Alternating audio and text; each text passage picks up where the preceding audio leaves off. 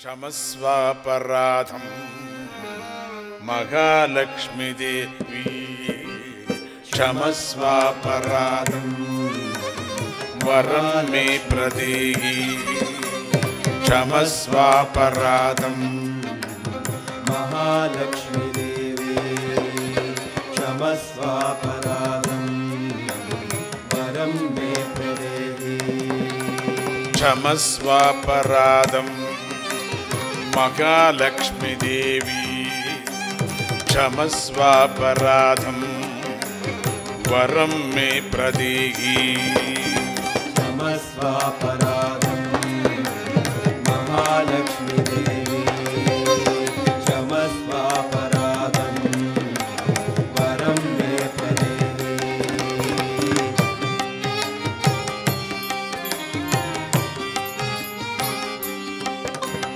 दयापूर्ण चित्ते सदा सत्ववित्ते दयापूर्ण चित्ते सदा सत्ववित्ते हरिब्रह्म पूजे स्थिरानंद राजे हरिब्रह्म पूजे स्थिरानंद राजे लसमंदकासे परार्थ प्रकाश लसमंदासे परार्थ प्रकाश जगज्जन्म मूले मुनिज्ञेय लीले जगज्जन्म मूले मुनिज्ञेय लीले मुनिज्ञेय लीले मुनिज्ञेय लीले मुनिज्ञेय लीले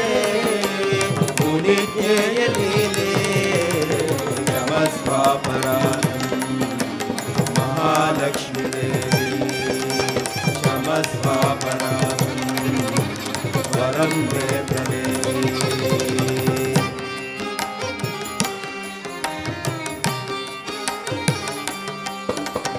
मया ताडितासि पदात्वं हृदे च मया ताडितासि पदात्वं हृदे च विभग्नस्य धर्मो मया दुर्मतेन विभग्नस्य धर्मो मया दुर्मतेन विभग्नस्य धर्मो मया दुर्मतेन विभग्नस्य धर्मो मया दुर्मतेन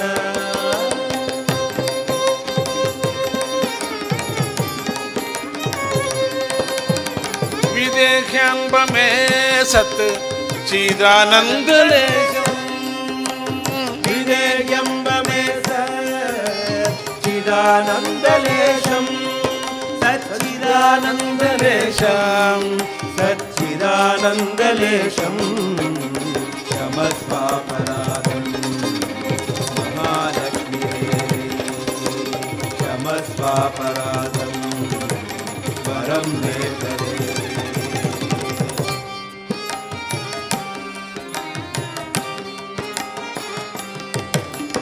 मया ताडितासि पदात्वं हृदे च मया ताडितासि पदात्वं हृदि विभग्नश्च धर्मो मया दुर्मतेन विभग्नश्च धर्मो मया दुर्मतेन कथं व्यम्ब मे సుతత్వం సమీక్ష్య తథాప్యంబమేధ్య సుతత్వం సమీక్ష్య తథాప్యంబమేధ్య సుతత్వం సమీక్ష్య తథాప్యంబమేధ్య సుతత్వం సమీక్ష్య విదేహ్యంబమే సత్ చిదానందలేశం విదేహ్యంబమే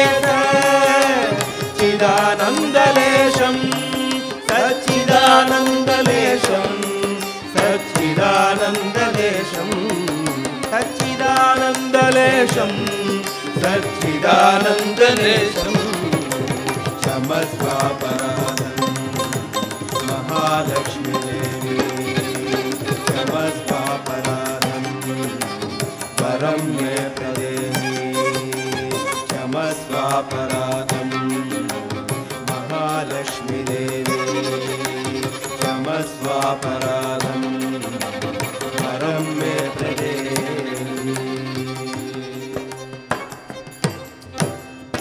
అని ఎప్పుడు ప్రార్థన చేశాడో అప్పుడు అమ్మవారు లక్ష్మీదేవి భృగు మహర్షిని చూసి, మనవడా ఎందుకు బాధపడతావు, ఇదంతా ఆయన ఆడించేటువంటి నాటకం,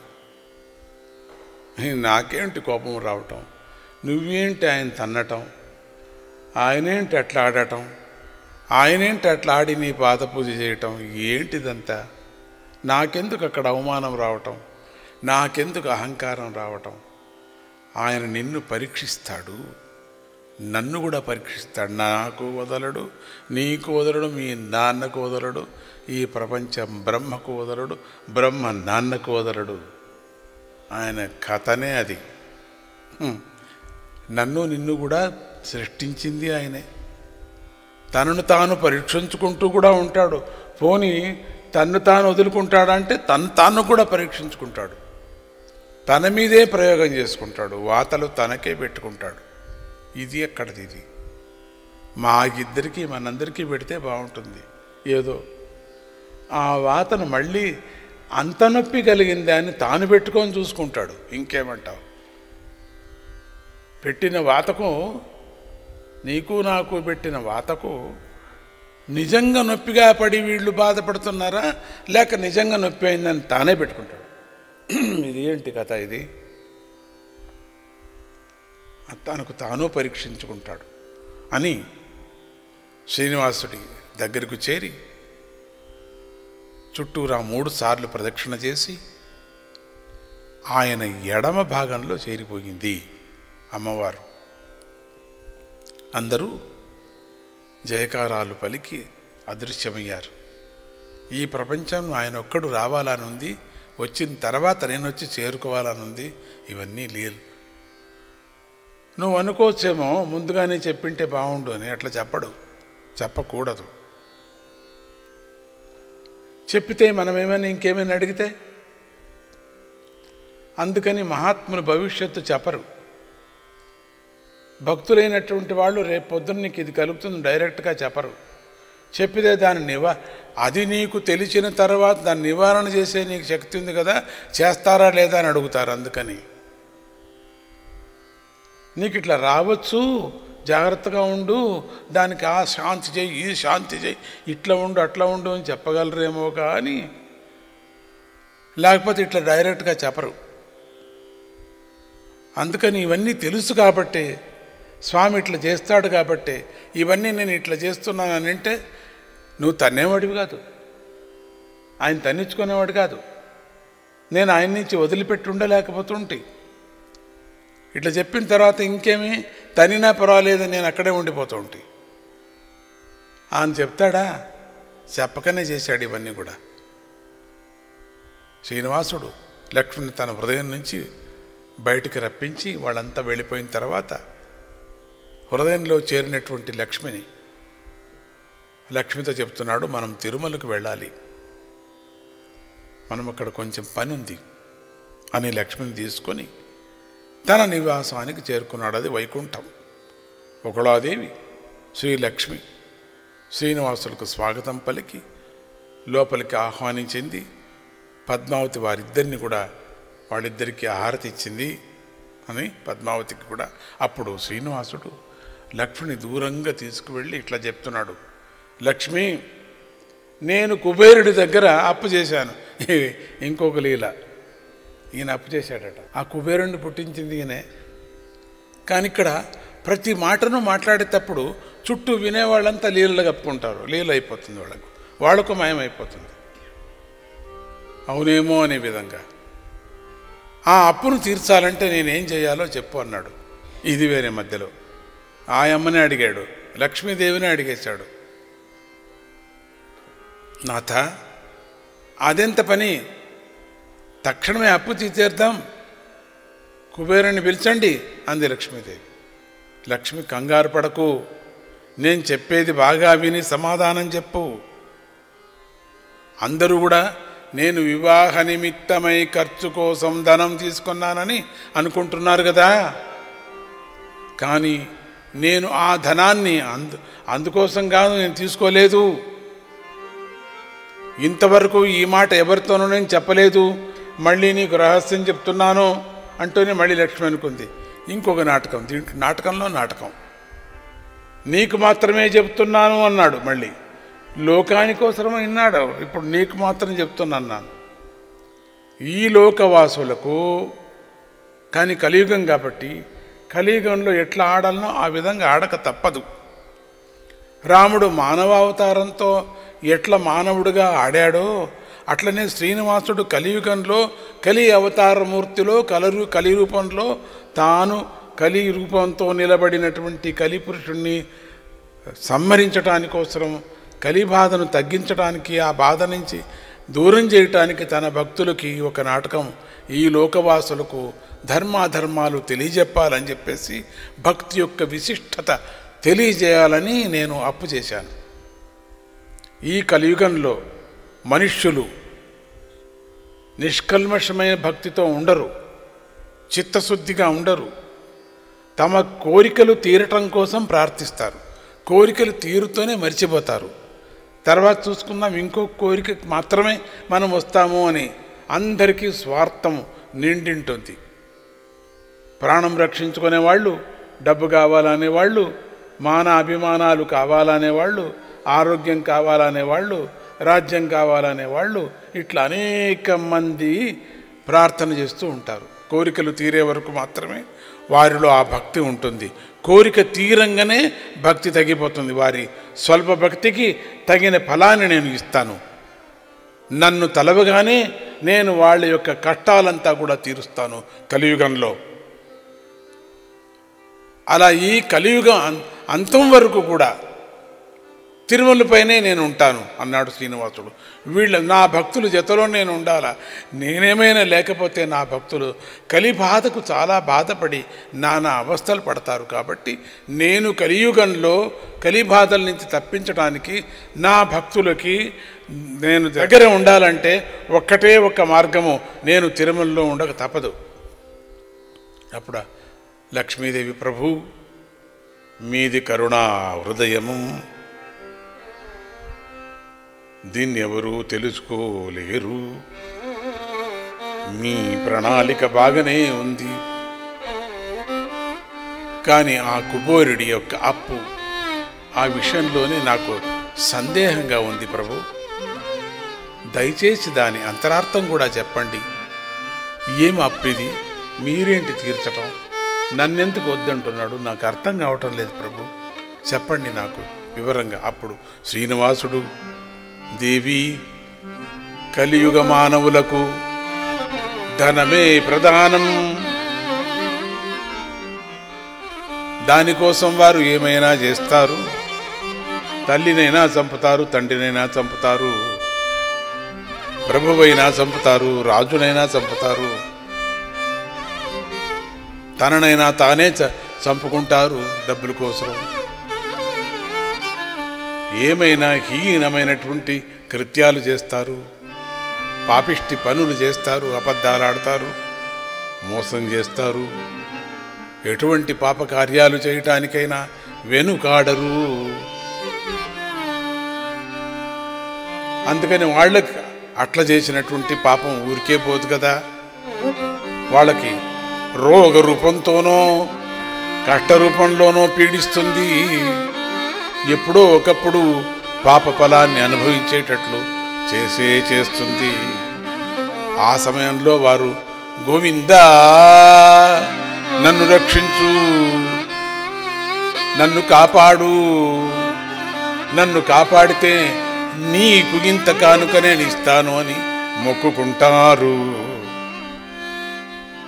వారు అలా ఇచ్చేటువంటి కానుకలు రూపంలో వారి పాపాన్ని స్వీకరిస్తూ, కానుకలే పాపరూపము అని స్వీకరిస్తూ, కానుకలుగా నేను తీసుకోను, కానుకలు వాళ్ళ యొక్క పాపము అని తీసుకుంటూ భక్తులను నా దగ్గరకు రప్పించుకుంటాను. వాళ్ళు బతికేంత వరకు మానవులుగా ఉంటారు కాబట్టి బతికేంత వరకు కూడా వాళ్ళ ఆ భక్తితో ఉండేటట్టుగా కష్టాలు ఇవ్వటము, కష్టాలు పరిహార చేయటము, కష్టాలు ఇవ్వటము, కష్టాన్ని పరిహార చేయటం ఇట్లా నా పనిగా ఉండిపోతుంది అన్నాడు శ్రీనివాసుడు.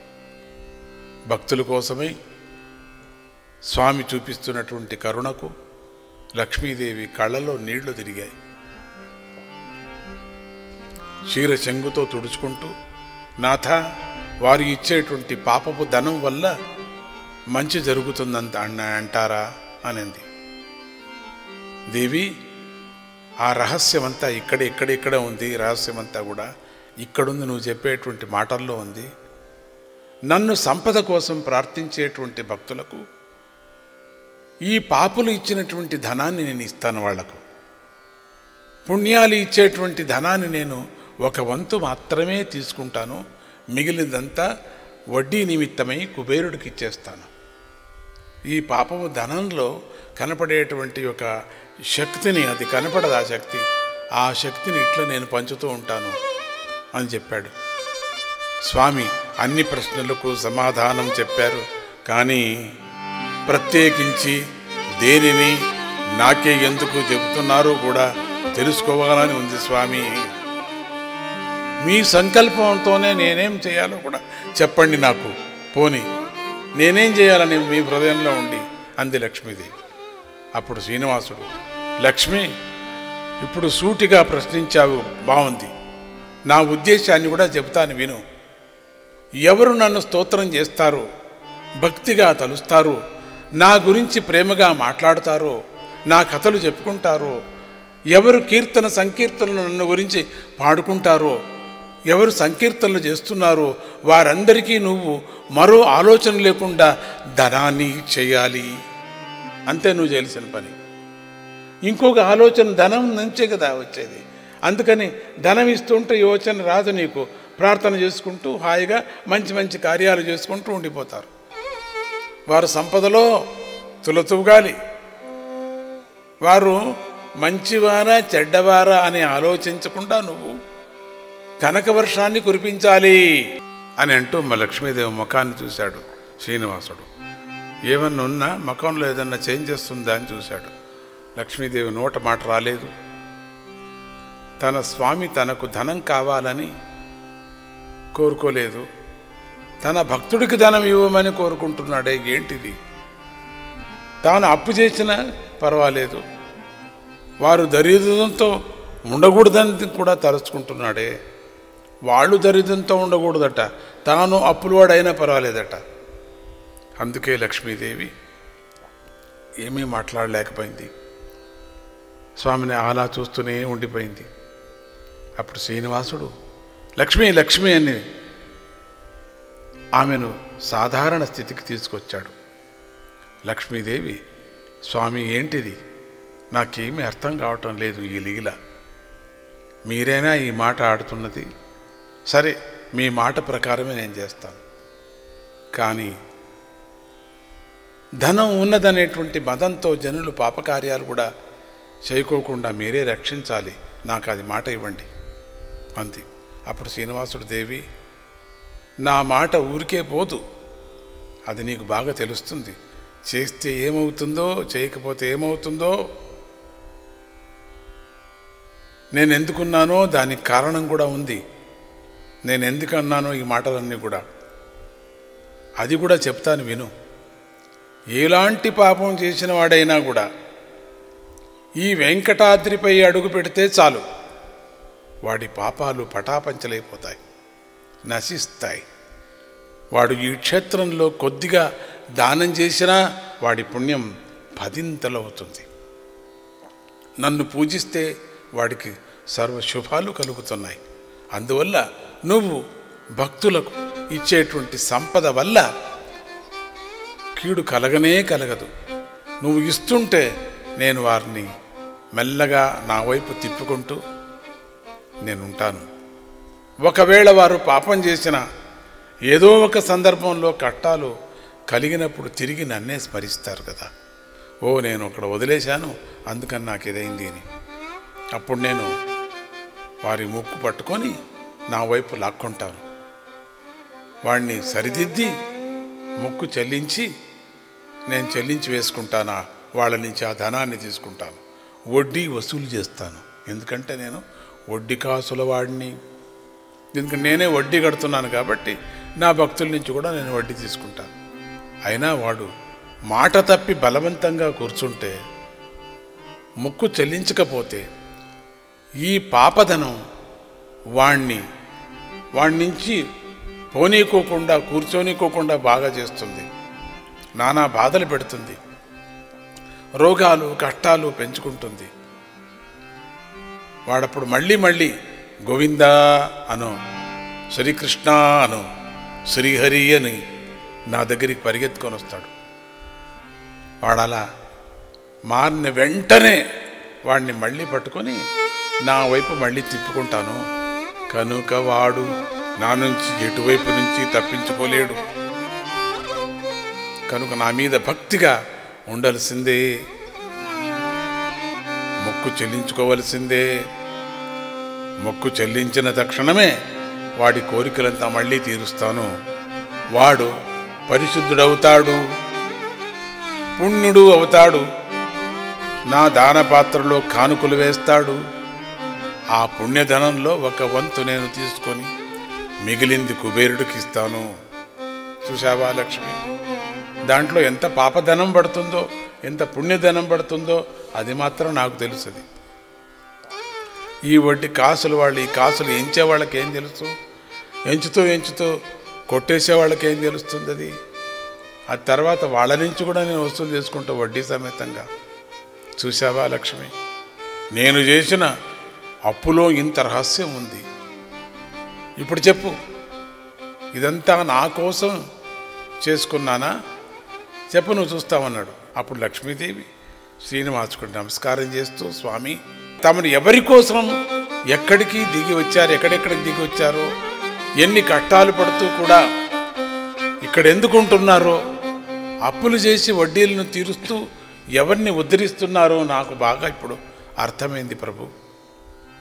మీ లీలలు అనంతాలు అని ప్రార్థించి శ్రీనివాసుడి పాదాలకు నమస్కారం చేసింది అని అంటూ ఆ శ్రీనివాసుని చూసి అమ్మవారు పాడుతూ,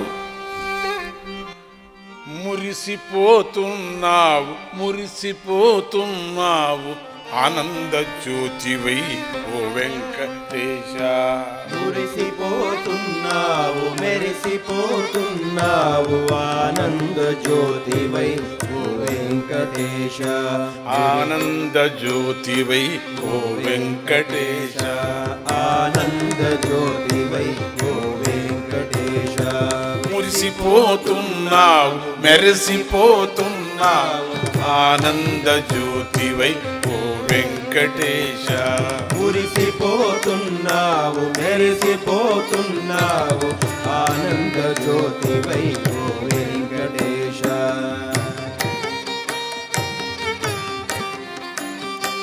ఒకనాడు వజ్రాల మకుటమ్ము తలదాల్చి, ఒకనాడు వజ్రాల మకుటమ్ము తలదాల్చి, ఒకనాడు వజ్రాల మకుటమ్ము తలదాల్చి, ఒకనాడు వజ్రాల మకుటమ్ము తలదాల్చి, వడలల్ల బంగారు వస్త్రం ధరించి, వడలల్ల బంగారు వస్త్రము ధరించి, పూమాలలా పాద శీర్షము కైసేసి, పూమాలలా పాద శీర్షము కైసేసి, నుదుట తిరునామంబు నిగ నిగల్ తెగమించి నుదుట తిరునామంబు నిగ నిగల్ తెగమించి నిగ నిగల్ తెగమించి నిగ నిగల్ తెగమించి నిగ నిగల్ తెగమించి నిగ నిగల్ తెగమించి మురిసిపోతున్నావు మెరిసిపోతున్నావు ఆనంద జ్యోతివై వెంకటేశ మురిసిపోతున్నావు మెరిసిపోతున్నావు ఆనంద జ్యోతివై వెంకటేశ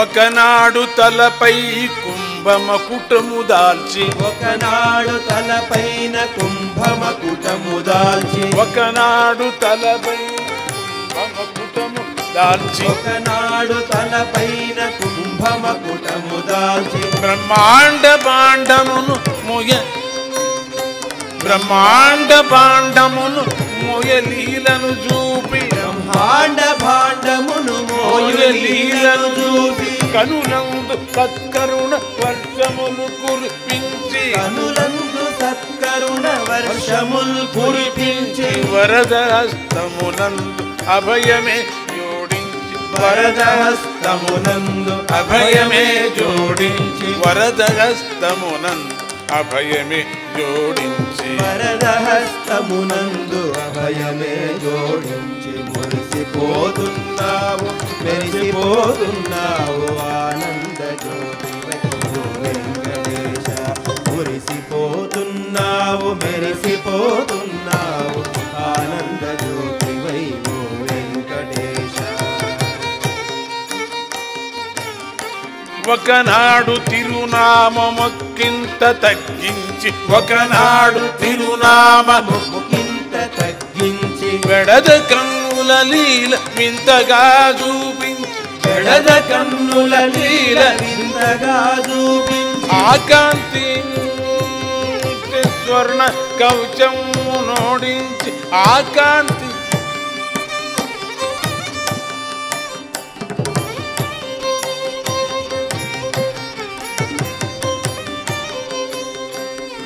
ఆకాంతించే స్వర్ణ కవచము నోడించి ఆకాంతించే స్వర్ణ కవచము నోడించి లోకన్నులను మాకు విరివిగా తెరిపించి లోకన్నులను మాకు విరివిగా తెరిపించి పోతున్నావు మెరిసిపోతున్నావు ఆనంద జ్యోతివై ఓ వెంకటేశ మురిసిపోతున్నావు మెరిసిపోతున్నావు ఆనంద జ్యోతివై ఓ వెంకటేశ ఒకనాడు మేనెల్ల నవనీతముల్ నింపి ఒకనాడు మేనెల్ల నవనీతముల్ నింపి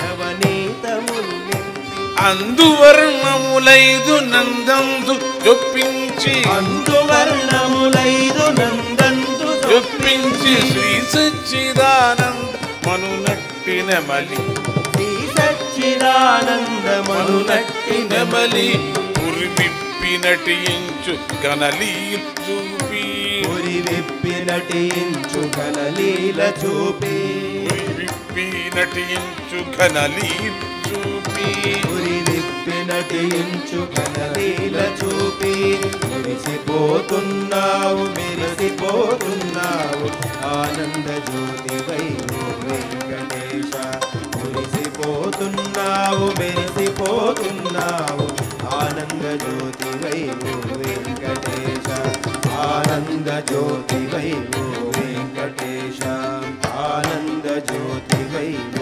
వెంకటేశ. స్వామి మనస్సుని అమ్మవారు తెలుసుకొని ఆ శ్రీలక్ష్మి అమ్మవారు స్వామి హృదయంలోనే నిలిచిపోయింది. ఆయన హృదయాన్ని అలంకరించింది. అందుకనే శ్రీనివాస అంటాం.